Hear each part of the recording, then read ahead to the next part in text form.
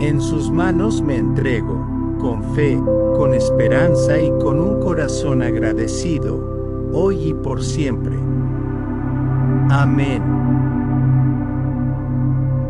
Después de escuchar esta oración, permite que tu corazón descanse. Cierra los ojos, respira profundo y disfruta del sonido de la lluvia, dejando que cada gota lleve paz, calma y bendición a tu alma.